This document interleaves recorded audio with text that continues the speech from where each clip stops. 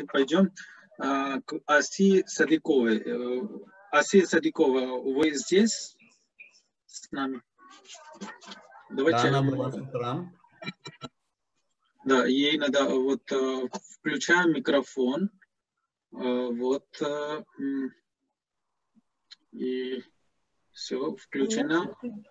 Да, теперь слышим.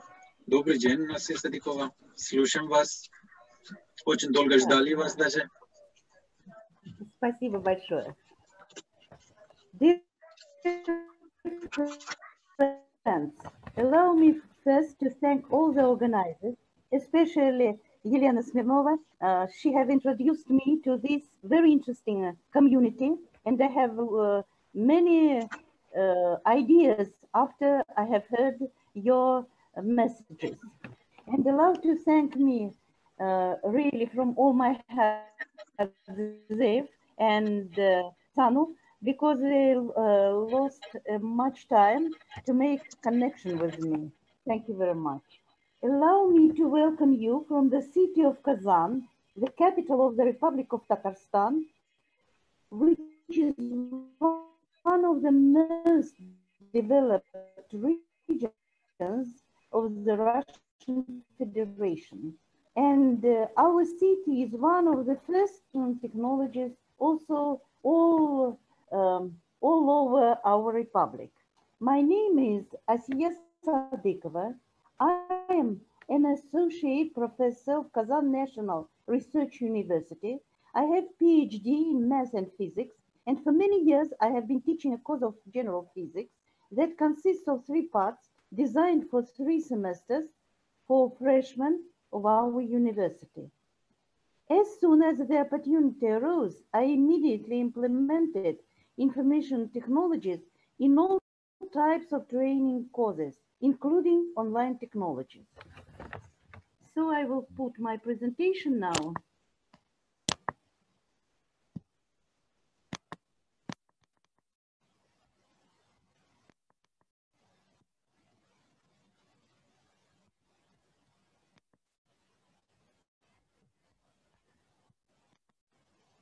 So the theme of my speech is online teaching of physics. One, you all very well know and understand perfectly that one of the tasks of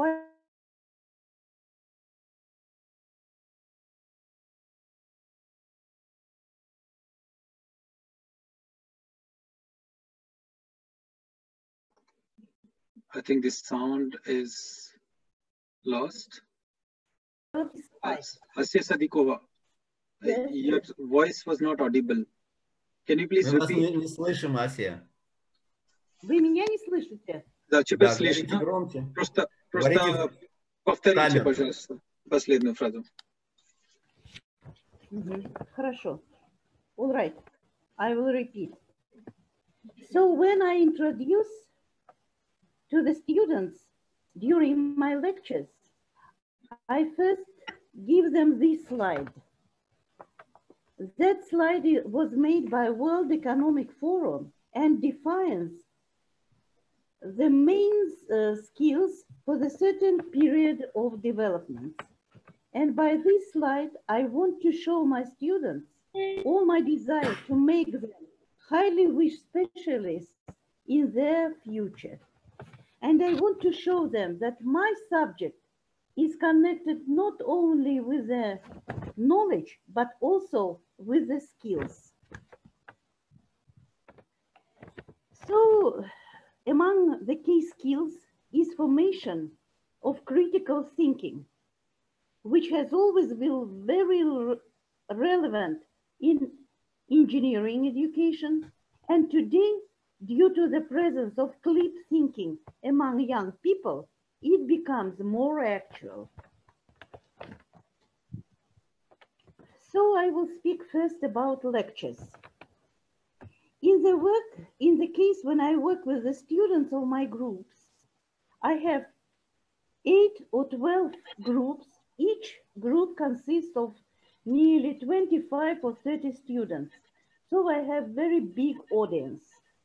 And I consciously, during each lecture, focus the students' attention on the errors, inaccuracies, and scientifically incorrect facts presented in the internet on the topics of each lecture that are offered to them during the special lecture hours. So I try to work on the formation of critical thinking in a systematic way. Today, when due to force majeure related to COVID-19, everywhere online courses are introduced, and they are read by different lectures, including the course of physics also. Most of the lectures of physics follow a formalized style of presentation of the material. In this case, if students are offered separate topics of lectures delivered by different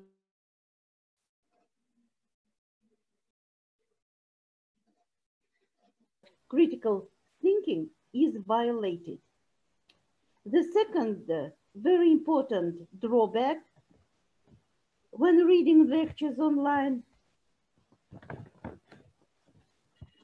is the lack of feedback, which always happens in the audience, and an experienced lecturer understands from the reaction of students' perception what should be repeated and can be given additional arguments and examples. We'll lose such the opportunity during online courses. Sometimes I give my lectures by nets for students, but it's also something in the formalized style.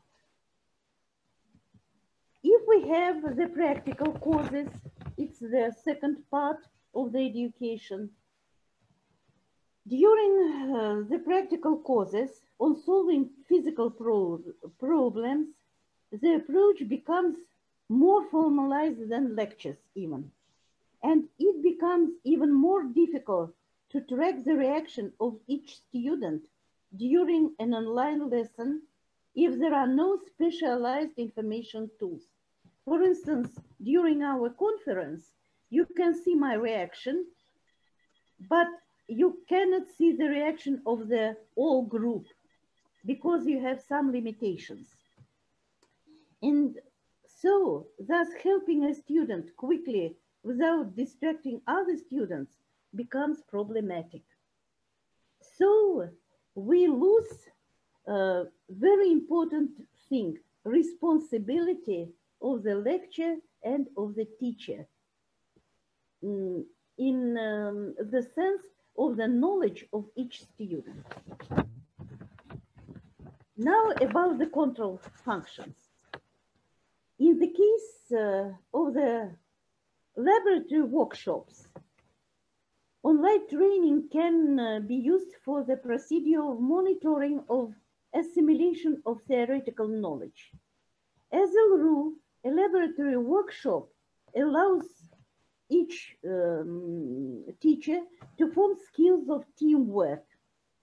However, when a group is assigned certain hours of supervision by a teacher, connecting different groups results in disabling the conversation of other groups. So just when I'm speaking, if someone wants to ask question, you stop me as during this online conference. So my practical experience during this period shows that the time of individual communication with individual groups of students increases sufficiently. And it is not possible to achieve the same conditions for students because not everyone has cameras and sometimes not has laptops. So we must have the instruments for the smartphones. There is a lack of instruments for smartphones can be used during physics courses. Oh, sorry. And thanks to this very brief analysis, we can draw conclusions that the existing system of information support of the education process are more focused on direct communication using online technologies. And there are a lot of technical features in organizing of feedback. So even I had no the opportunity to go into connection because my Skype was not switched. It is necessary to develop criteria for lectures, practical courses on the online systems. And since online courses are more focused on the individual approach, there are bound to be restrictions on the number of students who work with a certain teachers. But at this now period, Asiya, at this, we have many students who want teach education. Sorry. Асия, у вас осталась минута. So I have finished. If you need in Russian, I will speak in Russian.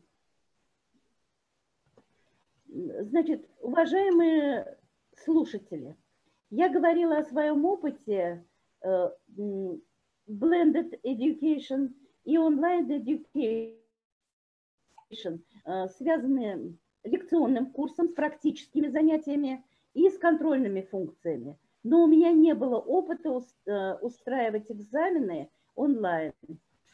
Все, спасибо большое. Спасибо большое.